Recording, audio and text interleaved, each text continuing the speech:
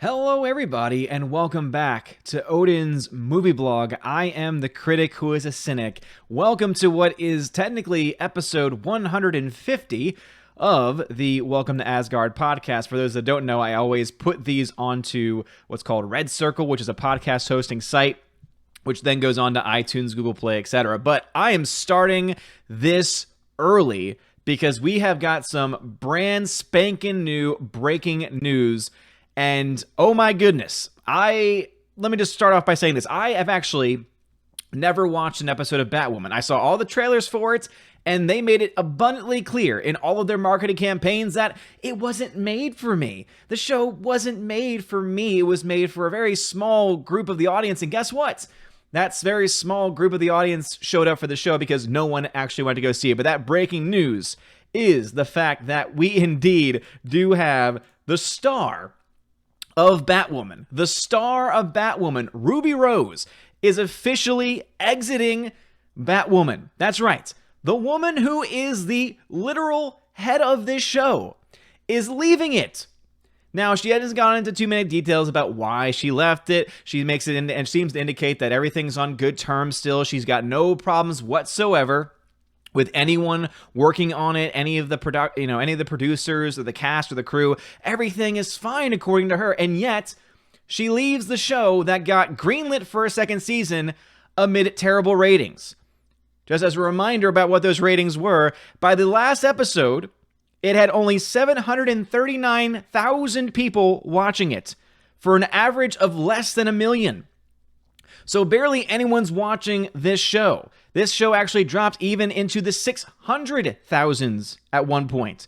It was barely hovering over 1 million for maybe half the season, a little less than half really, and then ever since that second half started, it has not gotten back up above 1 million, which means that at this point, if we go ahead and look into our crystal balls into the future, the fact that this show has now lost its star, Ruby Rose, and also they have decided, the CW has decided, oh, our star left? Most people would say, okay, we already have a show that really no one's watching anyway. We really could use a big out right now to try and save some money, but oh no. We can't take that. We can't take that. No, instead, they are planning. The CW has said that they are going to continue the show. The statement reads, Warner Brothers Television, the CW, and Berlanti Productions thank Ruby Rose for her contributions to the success of our first season. The success? If by success you mean a terrible rating, 0.2 in the 18 to 49 demographic. Again, that is a garbage rating, by the way. If that's what you take as a success, okay, fine. Though, of course, I think that what they're really doing is they're comparing it to all of their shows, because let's be honest, the CW has been crap for a very long time now. The fact that Batwoman, with an average of 0.2 in that demographic and an average of less than 1 million viewers, is technically the fourth most watched CW show based on the 2019 to 2020 season, to me that speaks volumes. The Flash is number one. That seems to make the most sense because from everything I've been told, it's been the strongest show, then Arrow, then Supernatural, which is also ending, and Batwoman at number 4.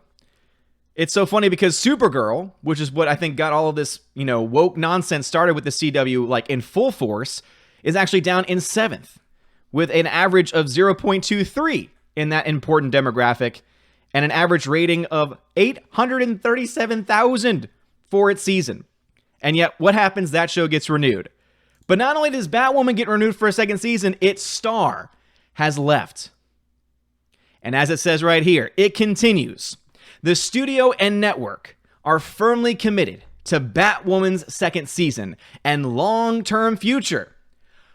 At this point, who's even going to be watching this show next season? Last podcast, we talked about how there is always every show always goes through downturns, like every season, less and less people watch it. That's just a natural progression for most shows. The fact that this show is already around 500,000 people, hovering a little over 500,000 people, and it's already in its first season, and its season 1 finale, only garnered around 700,000 people watching it. What do you think next season's going to bring? There's a good chance that next season, even before the Ruby Rose quitting, wasn't even going to make over 1 million people watching any given episode. I still think that's going to hold no matter who they cast in this role, but it goes on. Along with the show's talented creative team, look forward to sharing its new direction, including the casting of a nude lead actress and member of the LGBTQ, oh, you forgot AIP+, can't forget all those letters now, in the coming months. Wow. And as, again, I love bounding into comics, so thank y'all for covering this.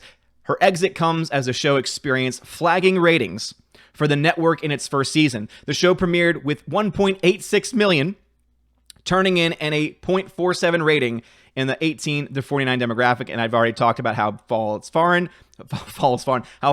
it's fallen. It would fall to a season low of 634,000 in its 17th episode. Its lowest ratings came with episodes 11 at 0.15. John Forge, thanks for becoming a member on the channel, man. I appreciate it. Dear Lord, this just... nothing about this looks appealing whatsoever. The show would marginally recover by its season finale. It finished with 739,000 viewers and a 0.20 rating.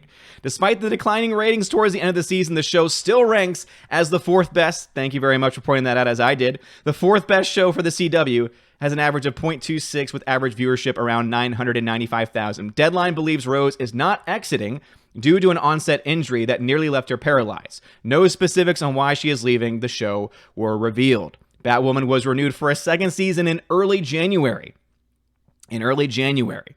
Meaning that this show was renewed after it had already fallen underneath 1 million viewers. So again, its mid-season finale, I guess you could say in December, 1.7 million people. By the time it came back, January 19th, it dropped to 0.791. In the midst of this pandemic, when everyone's at home and there's literally no excuse to not watch anything, still, no one went into it. And obviously, the reasoning is because this show, from the very beginning, from the marketing campaign that started it, was always very clearly politically motivated, was always very clearly agenda-oriented. I remember seeing those first trailers when they came out, and it was terrible. It was terrible. And sure enough, what do we got? The star leaving. And again, I'm sure we'll get more information about that as it goes out. And CW saying, hey, by the way, everybody, this isn't the end of Batwoman. If you thought bad ratings were enough, no. If you thought our star leaving was enough, no. What the CW has done by this is they have doubled down on agenda, and they've made the agenda very clear. Because any other show on, I think, most other networks would say, okay, our ratings are terrible. We can't get into any key demographics. Our ratings are sliding. Next season's probably going to be even worse than what this season was. Oh, wait, now all of a sudden, wait, what was that? Our star just left. Any other sensible person would say, yeah, I think we should probably put her down. I think that we should probably, put this one in the bag and just say, okay, yeah, we're done. It's fine. Everything's fine here. But instead, they are literally like that dog sitting in the flames. Everything's fine. Everything's burning around us, but it's fine. You had an out, the CW. CW, you had an out. But obviously, you did not want an out. That is what this reveals. That is what this exposes. That the CW does not have an out. And does not want an out. Rather, instead, the CW is agenda-driven, is obsessed with agenda, and will continue to push that agenda into the coming months, and I think they hope for the coming years, but it's going to become very hard to justify this show when, again, its ratings for this season were already terrible, dipping well below 1 million people, averaging out at 995,000 viewers. Even though you have a slate of terrible shows, guess what? Arrow is done. Supernatural, ending this season. So you're looking at the potentiality of Batwoman being your leading show. However, I think the only reason why Batwoman is even this high is because it had that first season aura to it. It drew people in to say, I wonder what this is all about. Again, you had well over 1 million people at one point. But then people realized, this show is all about agenda. This show wasn't made for me or for most people. Oh, guess I'm going to check out. And now your star has left. All I can say are two things. One, good luck to you, CW, because, dear Lord, you're digging yourselves a giant hole. And two, thank you for making it very clear that your network cares only about agenda, not by providing good quality content. And basically, you've now helped confirm that I really have no desire to watch any other CW shows in the future. Because until you can get your heads out of your asses and wake up, I have no reason to say anything to you other than, again, your star just abandoned ship. Your star just left. Your star just abandoned you. Even she realized, again, she hasn't said anything specific, but I'm sure part of the decision was, man, this show's terrible. Man, this show sucks. Man, no one's watching it. Man, I could probably get better numbers doing something else where more people will actually like me and like the role that I'm doing.